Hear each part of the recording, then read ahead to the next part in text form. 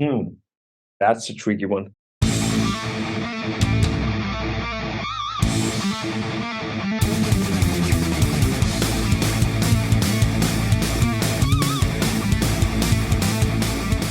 What's up, everybody? Welcome to Metal Remains Backstage. I am Carlos in an undisclosed location in New York City. And with me today is Mr. Tuomas Saukkonen from the band Before the Dawn. Hi, Thomas. How are you today? I am good.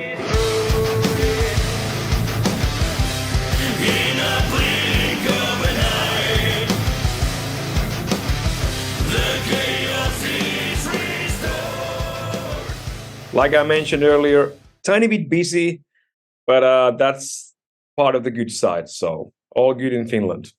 All right. Thank you for making time for us today. We wanted to know when you have a chance to just relax and listen to music, what do you like to listen to? Well, if I want to relax, then I go fishing or something else where I don't hear anything. That's the perfect way of me of relaxing. If like there's music connected to any of my like non-musical my own work or stuff, then it's me listening to music in the gym, and that's not relaxing music at all. It's like the faster and harder it is, the better it is for the workout in the gym. I find that relaxing. Yeah, it is relaxing in that sense, but I don't aim to relax. I aim to like push up the adrenaline and get this like a healthy level of aggression to perform better in the gym. So it helps for the focus, but I don't even try to relax. It's like Whitechapel, Anal Nakra, bands like that. So I just want to like yeah Something to have pump you. aggression. Yeah, I can't relax in the gym. That where you shouldn't relax. That's dangerous. All You're, right. you're handling heavy Understood. weight, so you need to be very focused and aggressive. Mhm. So All right. Cool. Before the Down is a project that you started back in 1999, if I'm not mistaken, and it ceased to operate in 2013. Fast forward 10 years later, the band is alive again and about to drop a new album. What made you resurrect it? long series of unforeseen events and accidents. It was this is one of the less planned comebacks in the music history. I'm pretty sure. Like All right. it was never supposed to come back. I've been super busy with Wolfhard since Mhm. 2013, and it's getting even busier. The longest member, Juho, who plays solo guitar, he plays nowadays in Swallow the Sun. They are extremely busy touring. Like there was no reason or point of actually doing the comeback until pandemic happened. That was quite a surprise to everybody. Me and Juho lost about 200 gigs in a heartbeat. So that Wow. like suddenly completely empty calendar, and suddenly there's a lot of time to think other stuff than Wolfhard or Swallow the Sun. And then the second surprise was the new vocalist Paavo and him performing one of our older songs in Voice of Finland in national TV. Yeah, I saw that video. Yeah. Yeah, so that was like I don't watch TV that much, and definitely I'm not a fan of that kind of like a program or the whole concept. But I got a phone call from Juho that turn on your TV. This guy doing that song in the national TV, and that kind of like that started the snowball effect that led to the comeback of the band. It's I can tell the whole story. It's that was the first time I saw Paavo performing. I never met the guy before. I didn't have his like a messenger or anything, so I wrote him a message in Instagram, just saying that really good job. I really love your vocals in the songs. It was like an honor to see the song in TV. And then we started talking more. And when he was done with the competition, he came second in the finals. Oh, great. I suggested him that like we could try and do some musical thing together. Like I have a lot of time because of the pandemic. I might have some ideas already that could fit for his vocals. So I wrote the song. We went to the studio. We recorded the song. I was driving home from the studio with the first mix of the song, and I was listening to the song, and then it clicked in my head like this sounds like Before the Dawn should sound now. Right, And right. once you get the idea in your head, you don't get the ideas out. That's how the brain works. You just the idea goes in and it stays there. So I started calling a lot of phone calls for the ex-members of the band and for the crew we had, the sound guys, the studio guys, everybody who were involved with the band 10 years ago, that I got this idea. Can you check this song out? Am I just thinking crazy stuff? And everybody was like, that sounds like a good idea. This sounds like a really good idea. And that's how the whole thing actually started. So first song that was written for Before the Dawn was not even meant for Before the Dawn. And then I the see. last guy who I called was Paavo himself, like asking, like, yeah, well, would you mind if we change the solo project into this band called Before the Dawn that you already know, and we could try and like make this comeback? So yeah, nothing was planned, and suddenly we just realized, like, oh well, excellently, we are already writing the album. All right, all right. And everybody going on board right from the start, that was a really good sign for it, right? Yeah. Yeah, I think I was the most hesitant person in the whole comeback. Just double checking everybody. Are you sure this is a good idea? Should we do this? I made a very solid promise 10 years ago that I will never bring the band back. But yeah, everybody was on board. And I think the biggest lesson from the whole pandemic was that you can't take anything for granted anymore. Right. Yeah. Like yeah. as a musician, as a human being. So if on a spot, if something feels like a good idea, you should do it. Nobody knows if there's going to be a tomorrow. So I think that was also behind the comeback. Everybody felt like this sounds like a good idea. Let's not think any further. Let's just get it done because, yeah. All right. Great. The upcoming album Stormbringers will be released on June 30th of 2023 via Napalm Records. What can you tell people to expect about this brand new offering? I think it's like Before the Dawn, going back to the roots with a lot of like a fresh sound because a new vocalist. Like our last album that was released 2012, that was basically already like a Wolfhard album. It was completely different style that Before the Dawn ever had done. So that differs a lot from the style of Before the Dawn. That was me like expressing my frustration and my need to move on. And if you take any song from the last album of Before the Dawn, those songs could fit to any album of Wolfhard. But then again, the new album, any songs could actually fit to any older songs of Before the Dawn. So musically, going back to the roots with, of course, a lot of new elements with the new vocals. All right. Yeah, you're talking about the last album was Rise of the Phoenix, released in 2012. Yeah. All right. Interesting. How different or similar was the creative and recording process for Stormbringers from previous efforts? I made this comparison quite many times. It's like riding a bike. Once you learn it, you can clearly stay away from the bike for 10 years and you know still how to operate the whole thing. Of course, we have the same crew in the studio. Juho, the guitar player, used to be our sound engineer. He recorded most of the Before the Dawn albums and mixed them. So, and we've been working together the past 10 years with Wolfhard albums, Dawn of Solace albums. So we've been doing studio work constantly. So we never stopped working together in the studio. We just ended the band. There was nothing new in that sense of the process. It was almost like funny how easy it was. Of course, we did 7 albums back in the days.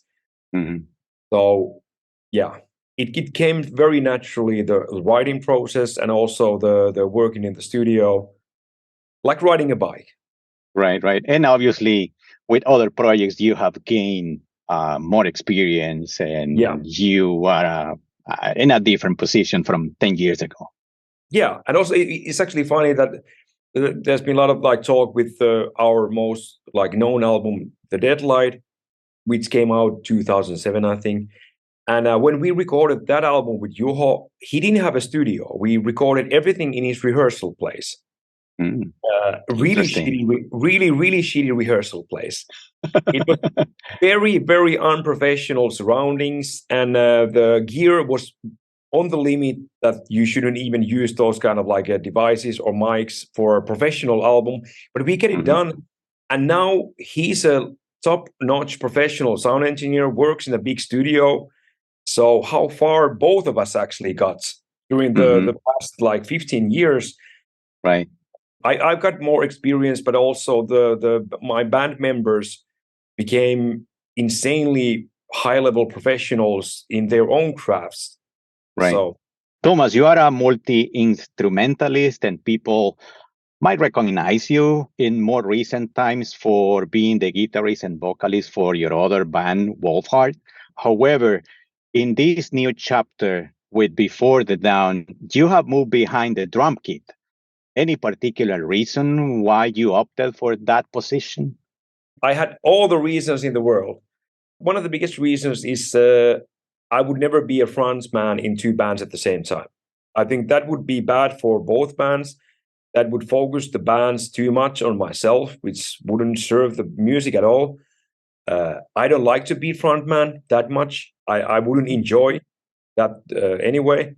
And we got a new vocalist by a huge accident by seeing him on TV, and he does both cleans and growling. So I would be in a weird position as a guitar player who only does some growlings. That would be even more uncomfortable than being the front man.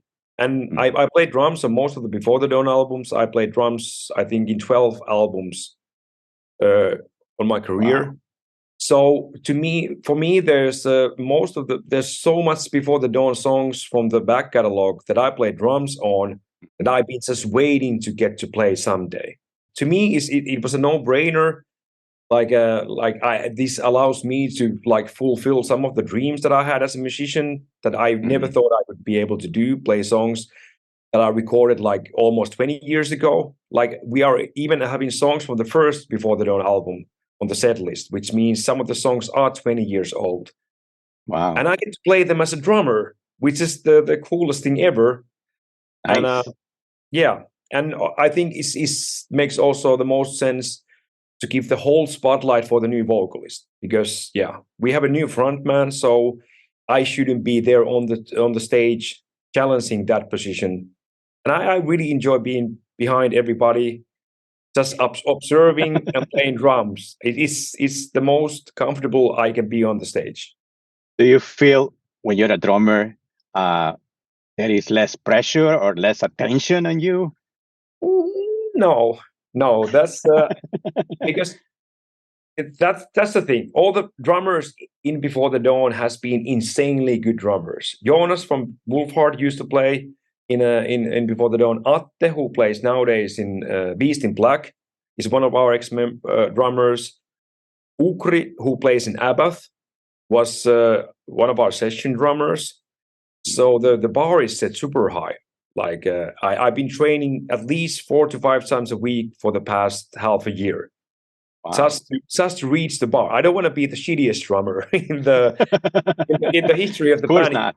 It's a different thing to play in the studio when you just focus song by song, but when you need to do 70 minutes and you are the backbone of the band. So and I know for sure that if I fuck up with the guitar a little bit, nobody will notice. If I fuck up with the drums, everybody will notice. That's you're in a different place as a drummer, so I have a healthy level of pressure to perform well enough.